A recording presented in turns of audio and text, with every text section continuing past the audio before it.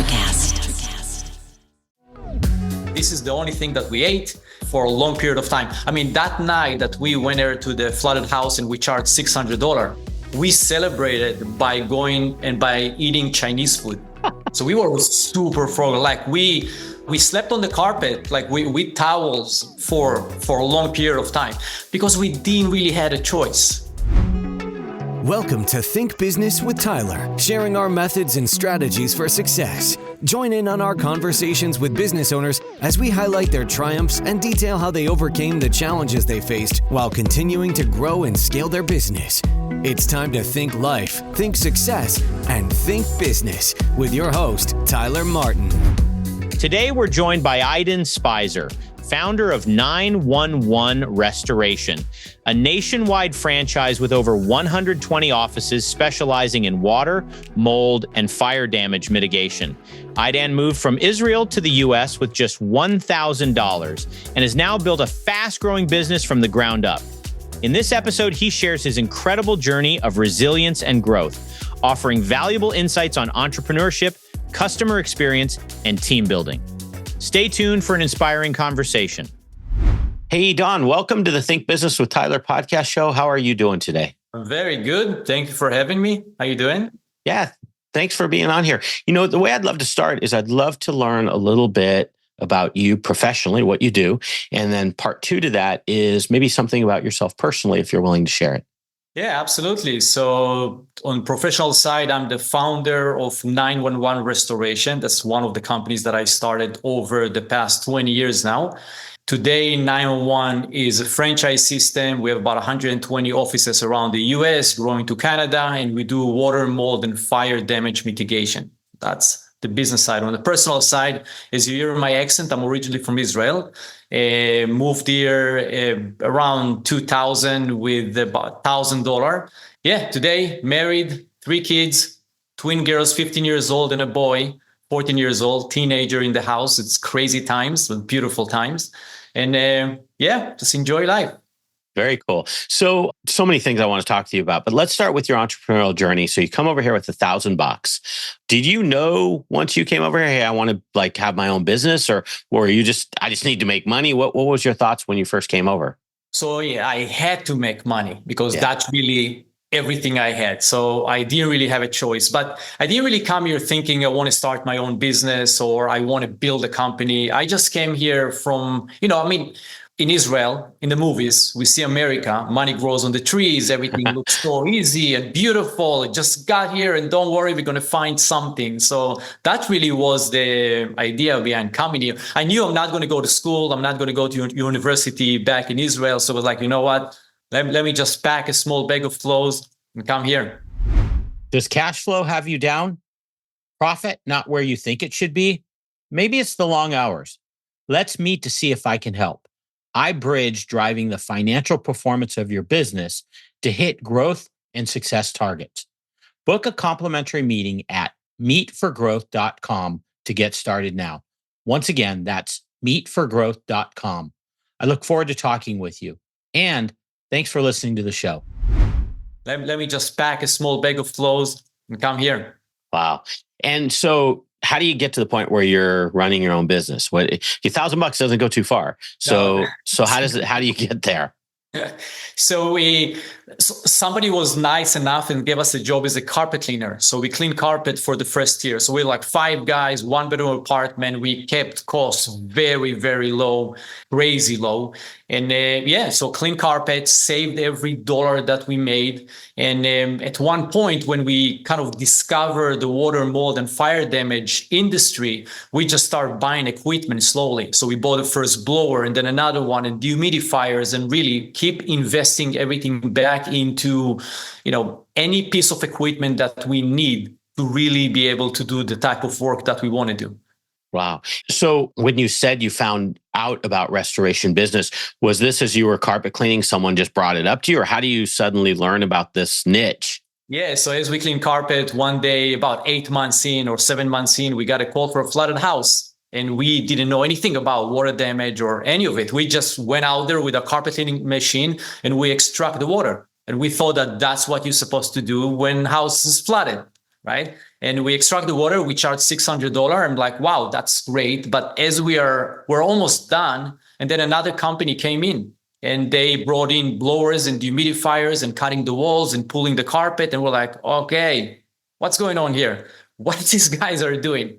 So then we and another thing is that we realized that they are charging about $10,000 to $15,000. So now the $600, it's great, but it's not as great, right? So we saw that. And the other part that we recognize at the same time is the homeowner is really going through an emotional disaster, but they're not really paying attention to it. They're so busy of creating even a bigger mess. And we just kept seeing the same behavior again and again and again, right? So after we got the first phone call, a month after, we got the same type of situation. And then again, and at that point, I'm like, okay, I see an opportunity here. This is a great business. And I see another opportunity here on the customer experience side. And this is where we start buying equipment and learning more about the water damage and got certified and went through the process of be able to operate as a service. Wow. And so I think if I understand you correctly, you, in talking before we started the show, you got up to 3 million. Was that all in the restoration business, or how, take me through that? How do you get to 3 million? Because that's a nice size small business. Yeah, absolutely. So once we understand that this is what we want to do, the water, mold, and fire, this is where we stop working for the carpet cleaning company. We kind of work with them a deal, and we took part of the company with us. At that point, we average about $250K a year. Then one night, went out for dinner. And as I'm eating, I'm hearing two people speaking about Google AdWords, advertising on Google. I don't think it was even Google AdWords. Then I'm like, okay, what? Google advertising, how it works? I need to figure this thing out. So I went back home that night, spent hours trying to figure out how to put an ad online. Set up an ad. I didn't even have a website. I just put my phone number there instead of putting the URL for the website. 24 hours after, I got my first phone call. And then every day we start generating calls. We grew from 250 to north of 3 million in about a year and a half, year and 8 months, something like that. So that was part of it. And then, but at the same time, we did so many other things just to generate more work, right? I remember one night we're just sitting there with a fax machine. We wrote on just blank paper, we can help you with water, mold, and fire and everything else that you need. And we just fax it to every management company in the area. Right. So just doing everything that we can just to generate more work. Wow. So it sounds like, you were capital constrained because you did just come over to the country. I mean, you had $1,000. Now you were running, doing odd jobs at first, making a little bit of money, plowing it back into the business. How did you have that discipline? Because to buy equipment, it's not cheap. So what were you like, living on beans and rice basically the whole time? I mean, you must have been pretty frugal.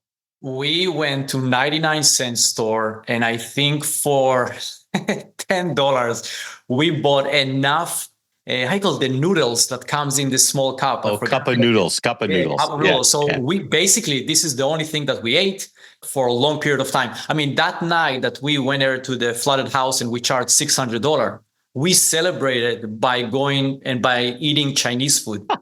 So we were super frugal. Like we slept on the carpet, like with towels for a long period of time because we didn't really had a choice. And we were very disciplined. I grew up in a farm. Like I understand what it means to work hard. Yeah. Right. And also, so we had a discipline and we didn't really have a choice. It's not like I was able to, 6 months in, if something is not working well, I can call my parents, hey, wire me some money. This option wasn't really, I knew that they probably would do it if I need to, but sure, they're going through their own thing as well, right? So we just have to do it. And we're very disciplined that every time that we finish a project, we knew exactly how much money we'll spend on gas, how much do we need to spend on different things, how much do we need to pay commission or something else for the company that we worked for. And we just try to save everything that we can. Wow. So you were doing some type of, I'll call it back of a napkin type math accounting, where you were projecting out what your expenses, your revenue would be, where that would leave you guys in terms of cash flow and payment. Is that what you were basically doing? Yeah, always. Wow. So we always have kind of a running number and have like a note. Okay, this week, this is how much we sold. This is how much the cost of living, the cost of gas. This is where I need to be. This is my break even. Above that number, I know that I can save a certain percentage. Above a higher number, I know that I can save 100%. So we always kind of run the numbers in our head. It says like, at one point, can we start buying equipment? Right. And then we just broke it down into, and we set up our own goals. We said, okay, our goal is to get to a point that we have 10 blowers in 2 months. Like, okay, how much money we need to make, how much we can save, how much we can invest in buying equipment. I'm just doing the same thing again and again and again. Wow. Now, restoration, are most of those jobs, does the insurance company pay you? So isn't there a little bit of a lag between when you actually do the job and when you get paid? Or so that's another challenge, right? Oh yeah, absolutely. So yeah, it can be anywhere between 2 months to sometimes 6 months. Wow. Yeah. So it's really understanding the cost of doing the work, right? So cost of generating the work, the lead, the conversion of lead to job, right? The cost of performing the work, and then all the steps that need to fall into place to make sure that I can collect the money in X amount of time. Wow. And how can I carry that cost over the next 60 days or 6 months sometime? Wow. Did you guys like just wake up one day and you're like, hey, we're doing restoration work now, forget about the $600 carpet jobs? Or were you kind of like towing between the two as you were getting the restoration fully going? Yeah, so we're towing between the two. My goal, once I understand the restoration business, okay, great business to be in. I'm like, okay, I need to start doing less of the carpet cleaning, because there's a point in the business that you understand, like, where do I put my effort in? If I'm going to keep doing more carpet cleaning type of job for $100 or $200 or $300, what's the cost of opportunity here? Right? So I'm saying like, okay, I know I want to generate more restoration type of work, but if I'm going to spend most of my time answering phone calls and going and running around doing $150 type of job, it's going to be very hard for me to make that leap. Right? So start in our head, I'm like, okay, I'm going to limit the amount of carpet cleaning I'm going to do. I want to make sure that I'm going to have enough time spending marketing for the restoration type of work. And then whenever the restoration work came in, this was great, right? So we just did as many as possible. Yeah, yeah. So if you had to reflect back now that you're where you're at now, is there anything you learned from your entrepreneurial journey where you'd go, wow, I would have done this different early on, or I would have approached this different? Anything stand out to you? More on the building our team. Okay. That was a big challenge because we needed to build our team pretty fast. Right. And I didn't go to school, I didn't learn how to build a business. So I learned a lot of things as we grew.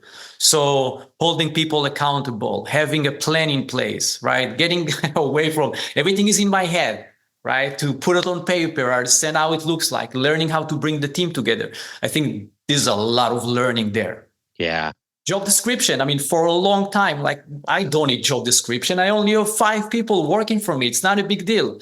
At one point, like, no, I need a job description. People need to understand what they do.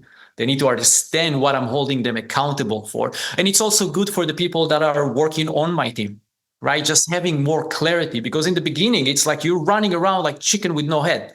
Like, I have so many work, like a lot of businesses coming in. I have people everywhere. I don't really have structure in place. And that's what I see a lot. I see it every day with all of our franchisees, right? You're going from, a business owner, you're doing everything. You don't really plan everything right. You're just running around. You think that everybody understands what's going on in your mind. A lot of business owners believe that their team can read their mind and understand what is it that they're going to do, right? Right. So if I would go back, now this is one of the things that I would change, because growing the business that fast, I mean, fast for me, for a small business, it was pretty good jump forward. But, losing 10, 20% just as a leakage it's very easy thing to happen. And we're not even aware of it, right? So that was a big part of our growth. Wow. On that line of building team, good team, solid teams, you mentioned the word accountability. Do you have any certain criteria, like, so job description, accountability, what else do you think is involved in terms of building a great team? Oh, yeah. First of all, clear goals. Okay. Right. And then key metrics of how are we going to reach those goals. So for example, I want to get to $1 million by the end of the year. Okay, how are we going to get there? So how many leads do I need to generate every month? What's the conversion per lead? What's the average per job, right? And then making sure that everybody is clear on how we're going to get there. So at one point, there was the company goals and there was the goals for each department. And each department hang their goals on their department area. So everybody can see everybody's goals. Everybody can see everybody's job description. And everybody understand how we hold everybody accountable. The same thing with me as a CEO. So the same thing that I did with everybody in the company, I did it with myself as well. So everybody can walk into my office, by my office, here is my goals, right? So that gives clarity and accountability, but accountability from the place of helping my team advance, right? I think, at one point I still do an advisory board around me, just so I have more people that look into the business from the outside and hold all of us accountable, right? So I think it's a key metric. So job description, business plan, we are on a monthly, on a bi-weekly basis. We'll have a quick meeting so everybody knows how everybody else are doing and who can help who, right? That's another very, very important part, because sometimes when you sit with all the department, if we don't have that level of clarity, people sometimes will feel that they live on their own island. Right. No, we just do the marketing. No, we just do the customer service. We just do that, right? So very often I'll get everybody to sit together so people understand how each activity affects everybody else. Right. So you mentioned advisory board. What's your advisory board like? Is this part ownership, or are these just colleagues? Are these people that in the community that you trust? How did you form your advisory board? So I'm based on where I want to be as a company. Okay. Right. So let's say I want to grow, let's go to the past, right? So I wanted to grow from 50 offices to 80 offices.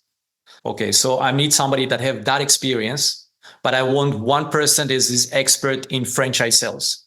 And I want another person that expert in operation. And I want another person that expert in developing brand, right? So I'm finding people based on where is it that I want to be. Because once you work with people that already did it many times, it's part of it's in their nerve system. Right.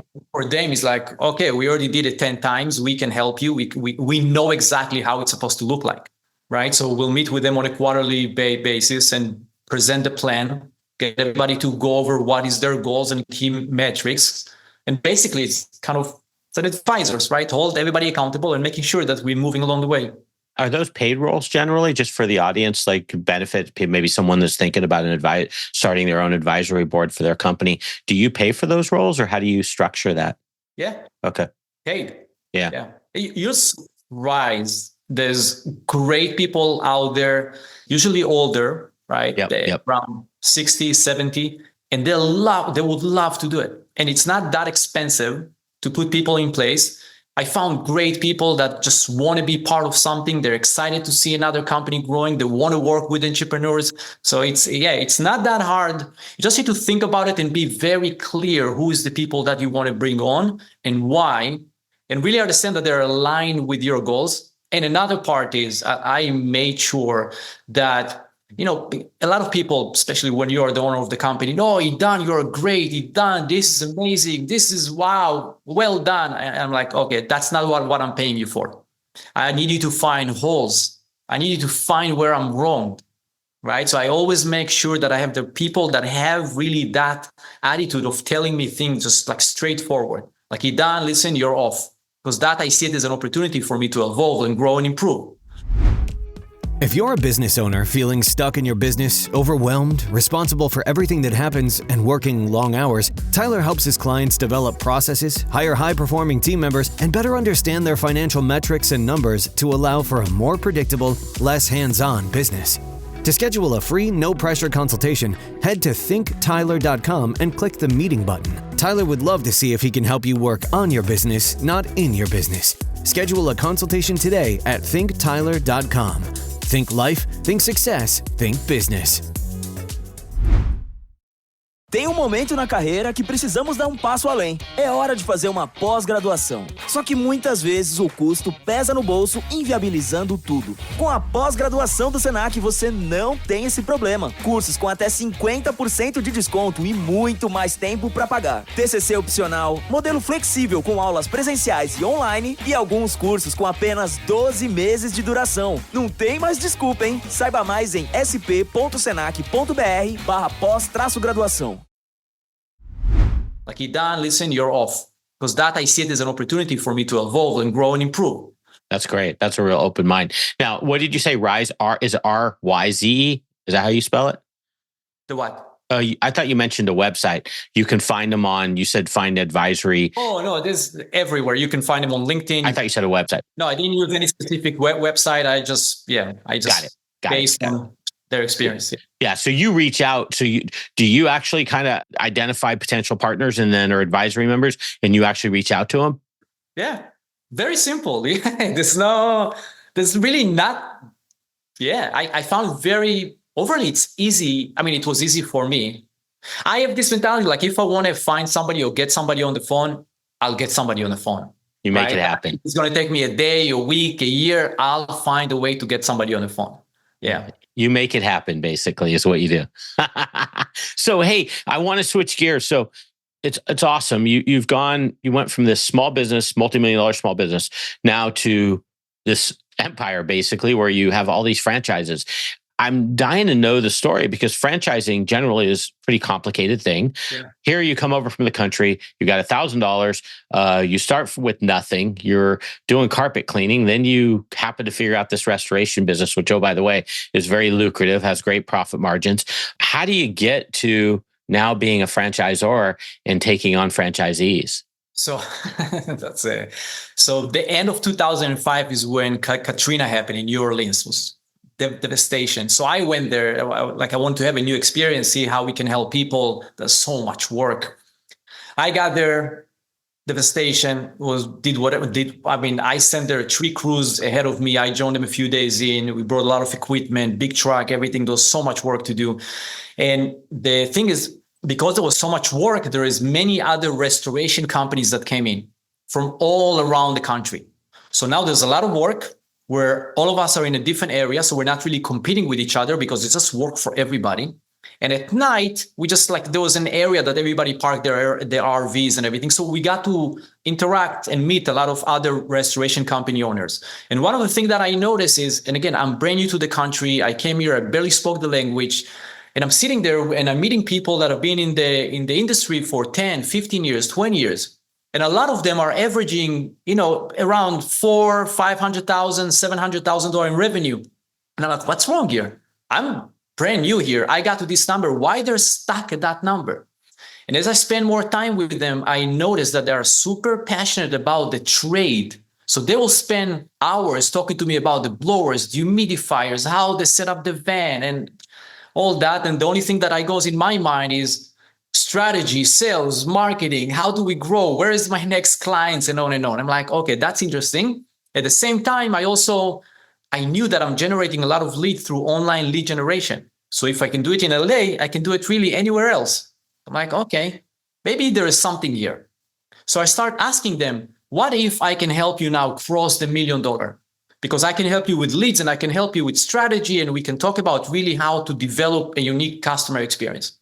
So I started building some relationship in New Orleans. I came back to LA when we were done there, and I'm like, you know what? I'm going to give it a try. And I just told them, look, we're going to work out a license agreement, a referral agreement. I didn't think about franchise at all. I thought about the opportunity that how can I do 1 + 1 = 5? That was the only thing that I had in my head. So I did 1, worked very, very well, then 2, then 4. At one point, I had about 10 license agreements out there. And the lawyers that wrote the license agreement for me told me, like, Idan, you cannot keep using the license agreement. You're becoming a franchise. I'm like, franchise? What do you mean? What's the difference? Like, I never thought about franchise. I only focus on adding value. That's the only thing I wanted to do and collaborate with great people. So I'm like, okay, so let me look into the franchise. So we spent about 12 months trying to figure out franchise agreement and FDD and how it's going to work. And now I need to organize everything and build department in a certain way so everything matched. So it took some time to do it. And we became a franchise legally by the end of 2007. We start franchising around 2009. So this is really how we became a franchise. Wow. And how many franchisees do you have now? So we have about 120 owners. We're covering more than 300 territories. Wow. So I'm sure when you started out, so you were generating leads off like Google AdWords or whatever, probably a little bit different than it is today in terms of competition and lead generation. Is that something still that you offer to your franchisees, or is it more of the system of how to be, how to follow the right process and stuff like that? Yeah, it's all of it. Yeah. So Okay. we still have lead generation as part of it. Okay. But the lead generation become kind of like a secondary thing, because a lot of it is the system. How do I build the business? Who is my clients? How do I set up a company? How do I operate a company? Accountability, job description, all of it is part of it. And also, we've been developing the brand now since 2003, 2004. Right. So we have a brand name. We're known, starting to be known, really. So that's one. And also we're training them on how to generate leads locally. Right. So business development, who do I need to go to talk to? Like where is the marketing materials, and on and on. And then we have also national account. Right. So we build relationship with large companies that own a lot of real estate or manage a lot of real estate. So it's how to start a business, how to build a business, how to scale the business, and then the 3 lead generation silos, right? So it's online, locally, national account as well. Got it. Wow. So what do you see? So now as you build your franchise, and sounds like it keeps getting bigger, what are your biggest obstacles in terms of scaling? Like what keeps you up at night in terms of your next steps to get where you want to go? Yeah. So it took us a while to really build the company to a place that now we can scale it, right? Okay. So now with the place that we can really, I want to jump from 120 to 250 location pretty fast now, right? So really taking my sales team and building it up. At the same time, really focusing on bringing more national accounts. So this is the 2 areas that we're really focusing on. And I mean, we just finished a big jump forward in the sense of really our brand and the customer experience. Because for me, it's always go back to customer experience, right? I can market all day. I can scream all day. We're great. But if we're not providing a unique customer experience, we're going to see a rise and then we're going to see a fall, right? So in the past 2 years, we really owned the customer experience part, the communication, bringing the right platform into the business, bringing a lot of AI to different departments so we can be a lot more efficient. There's the support level, the customer experience level. So now for us, it's really like, okay, how we make this big jump forward and bringing the right franchisees in. That is another big part. Really identify who is the right franchisees. Empathy is a big part for us. And we also sell exclusive territories. Right. So I don't believe in just, selling licenses and whoever the strongest will win. We really want to find the right partners I want them to have the sense of, this is your business. This is your area. You need to take care of it. We need to do it together here. Right. So for us to identify the right franchisees with the right attitude, that have the right experience to really build a good business. So that now that we want to grow faster, we need to be very tight here and make sure that we're following the right process. So is it fair to say then you have franchisees apply to you and you sometimes don't think they're the right fit? Absolutely. Really? Does that happen a lot? Yeah. Oh yeah. Really? All the time. All the time. We're not selling franchise. We're awarding franchise. The process of an education system, right? So my goal for somebody that comes in, I want to know more about you, but I also really want you to understand what you're getting into.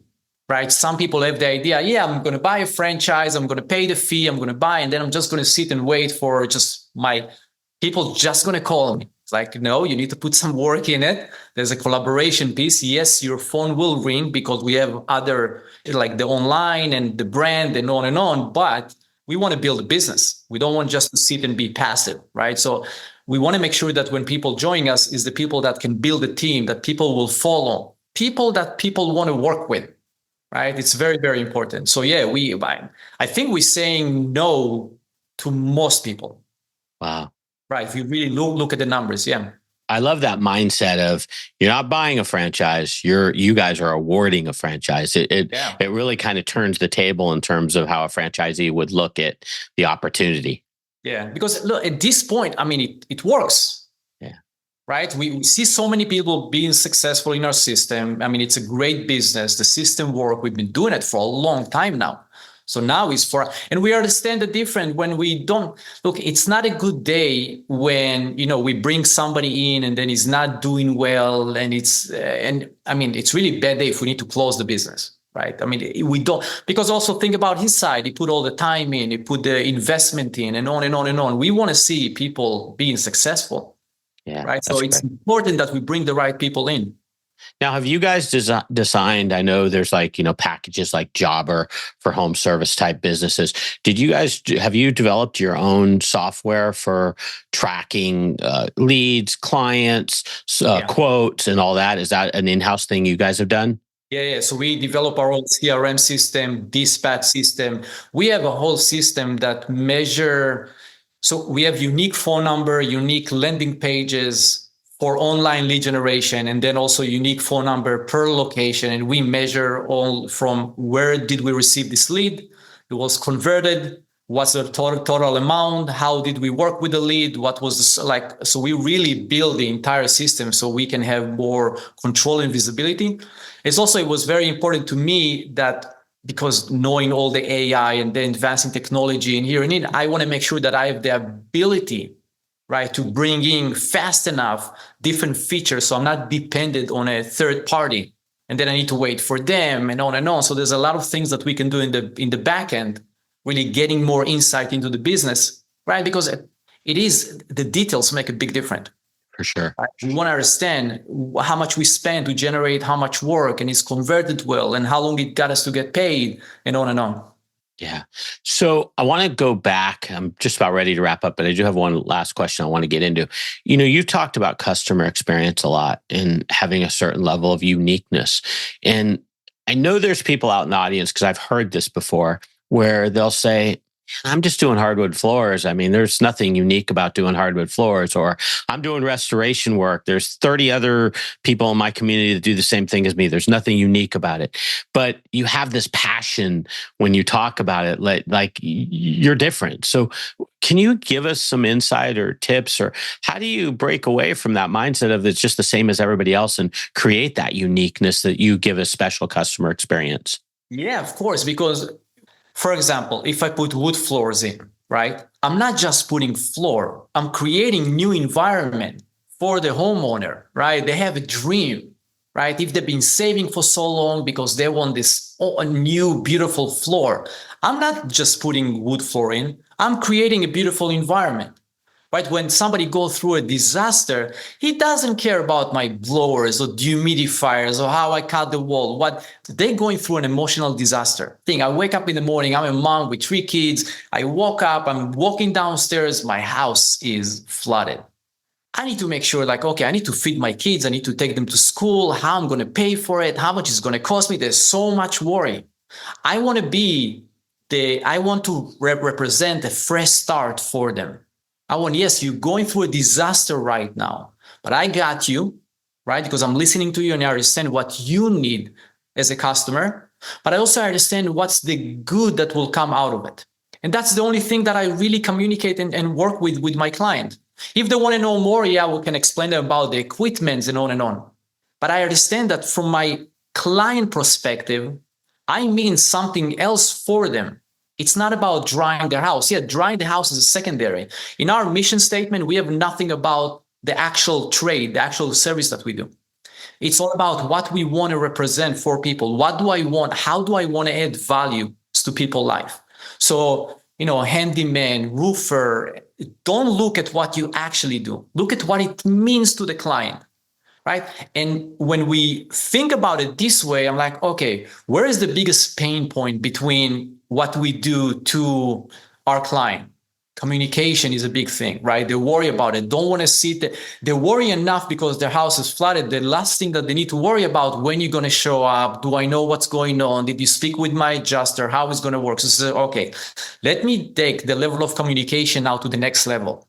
because I understand that in their life, this is a very, very important part, right? So I always do something that I whiteboard in front of me, and we drew the customer, right? So we do a mom and a dad and the kids and what their hobbies and what they like and what they think about, what they don't care about, and on and on and on. It's like, okay, how can I add value to that person at that moment that they're going through that disaster, right? And we use it for communication, we use it for marketing, we use it to understand buying cycle, right? So the last thing is, of course, you have to provide good work. I'm taking that is, of course. But then at that point, you work with people. Just really pay attention to the words that they're using, the way they think about what they do, what it means to them when you're done.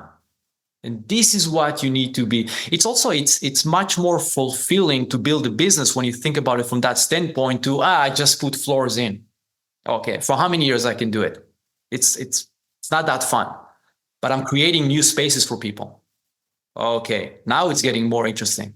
Now there's more inspiration to it. Now, when we talk to our team, I don't talk to them about the trade. I talk to them about what we means for people. Like, listen, you, for example, if I sit now, I know you asked me a question, I'm giving you a long answer. No, it's great. It's good. Okay. So with my customer service people, so when you ask them what they do, they're not just answering the phone call every day. They are helping people that going through a disaster and making sure that they have the best service provider showing up in their house so they have a better future. Okay, so this is what I do. I'm not just answering the phone call. You see, even for himself, it means more. Make sense? Does cash flow have you down? Profit not where you think it should be? Maybe it's the long hours. Let's meet to see if I can help. I bridge driving the financial performance of your business to hit growth and success targets. Book a complimentary meeting at meetforgrowth.com to get started now. Once again, that's meetforgrowth.com. I look forward to talking with you.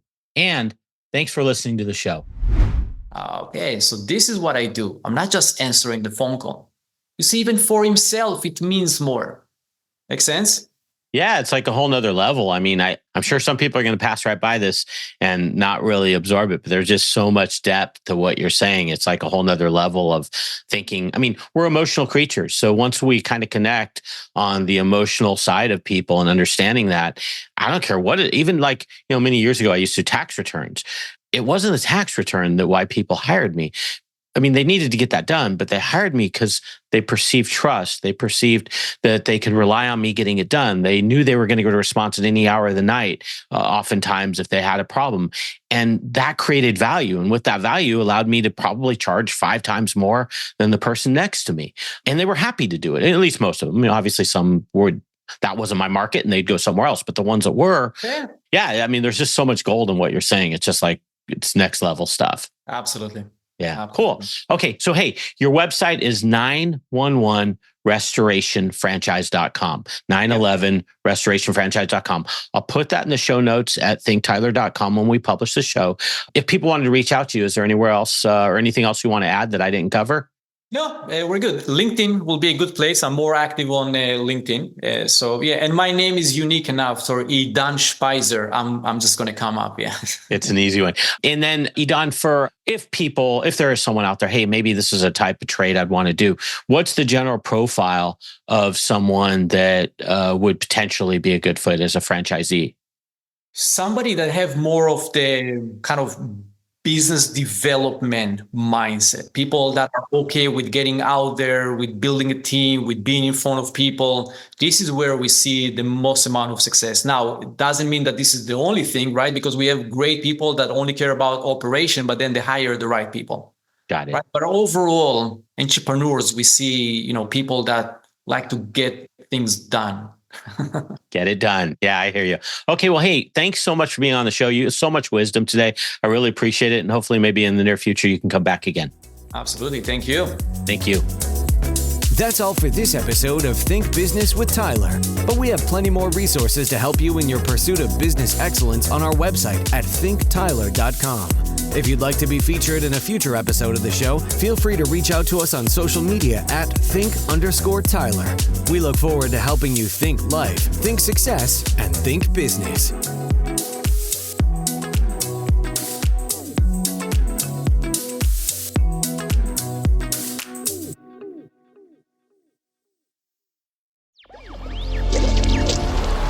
electric acid.